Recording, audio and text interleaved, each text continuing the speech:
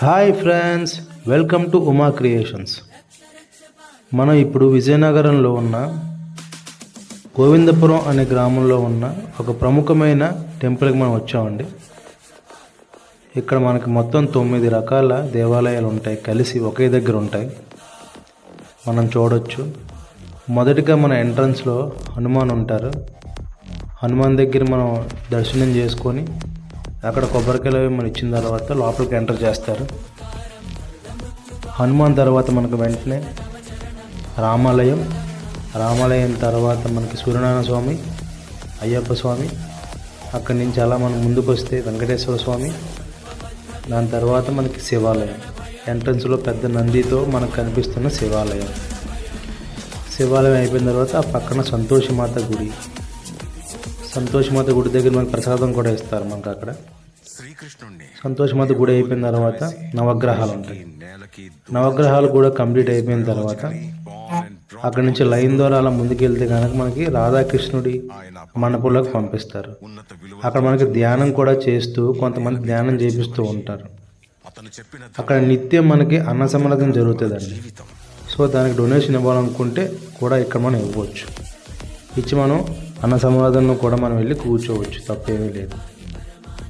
అక్కడి నుంచి మనం బయటికి రాగానే ఇక్కడ మనకి కురుక్షేత్రంలో ఏవైతే జరిగాయో, ద్రౌపది వస్త్రాభరణం ఇవన్నీ ఉంటాయి కదండి, అవన్నీ కట్టడాలు, శిల్పాలతో పాటు ఆ చరిత్రను మనం సూచిస్తూ ఆ కురుక్షేత్రంలో కృష్ణుడు అర్జునుడికి ఏ విధంగా అయితే అన్నీ చెప్పాడో, సలహాలు, సూచనలు, ఎలా ఉండాలి, ఏంటి, మంచి చెడు, అది అర్జునుడికి ఒకరికే కాదండి, మొత్తం మనందరికీ చెప్పినట్టు ఆ స్టోరీ అంతా మనకి శిల్పాల రూపంలో ప్రతి అడుగడుగున ఒక్కొక్క శిల్పం చొప్పున, ఒక్కొక్క కథ చొప్పున ఉంటుందండి. ఇప్పుడు మనం చూస్తుంది కనకదుర్గాదేవి గుడి అండి. కొంతమంది అక్కడ వేద పండితులు స్టోరీలు అవన్నీ చెప్తూ ఉంటారు. ఈ మహాభారతం గురించి, రామాయణం గురించి, ధ్యానం గురించి చెప్తూ ఉంటారు. మనకి ఇప్పుడు కనిపిస్తున్నాయి కదండి రకరకాల శిల్పాలు.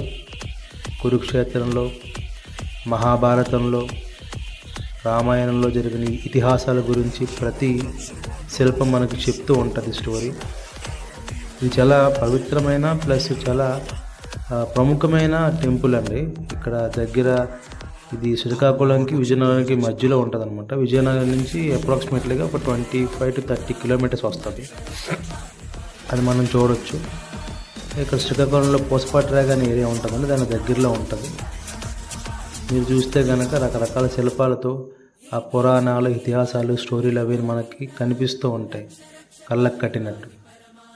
చూసారు కదా, అమృతం కోసం పాల సముద్రాన్ని చిలికినప్పుడు ఒక పక్క రాక్షసులు, ఒక పక్క దేవతలు చిలికినప్పుడు, ఆ అమృతం కోసం చిలుగుతున్నప్పుడు అక్కడ మొదటగా మనకి కాలకోట విషం అనేది బయటకు వస్తుంది. దాన్ని మింగినట్టు ఆ శివుడి విగ్రహం చూశారు కదా మీరు. ఇక చుట్టూ చూస్తుంటే మనకు రకరకాల కట్టడాలు, కేదార్నాథ్, బద్రీనాథ్, ఇలా అన్ని రకాల కట్టడాలు మన కళ్ళకి కట్టినట్టు చూపిస్తూ ఉంటారు. మనం అంత దూరం ఎలాగో రెగ్యులర్గా వెళ్ళాము, కానీ దగ్గర నుంచి మనం సేమ్ అదే అనుభూతిని మనం పొందవచ్చు. చూశారు కదా. దశ అవతారాల్లో మొదటిది మత్స్య అవతారం, రెండవది కూర్మ అవతారం. సో అమృతాన్ని చిలికేటప్పుడు ఆ పాల సముద్రాన్ని అమృతం కింద వలగకుండా ఈ కూర్మావతారంతో ఉన్న అవతారం మన కిందన ఉండి ఆ పాల సముద్రం కిందన పడకుండా, అమృతం కింద పడకుండా కాపాడుతూ ఉన్నట్లు ఆ శిల్పాలు అవి మీకు చూస్తే కనిపిస్తుంది. ఆ కాలకోట విషాన్ని శివుడు మింగినట్టు కూడా మీకు అక్కడ శిల్పాలు అవి కనిపిస్తూ ఉంటాయి. చూడడానికి చాలా బాగుంటుందండి. మీరు కూడా ఎప్పుడైనా అవకాశం ఉంటే కనుక తప్పకుండా వెళ్ళి దీన్ని వీక్షించండి. గోవిందపురం విజయనగరానికి 20 కిలోమీటర్స్ దగ్గరలో ఉంటుందండి. 9 రకాల దేవాలయాలు ఉంటాయి, చాలా బాగుంటుంది.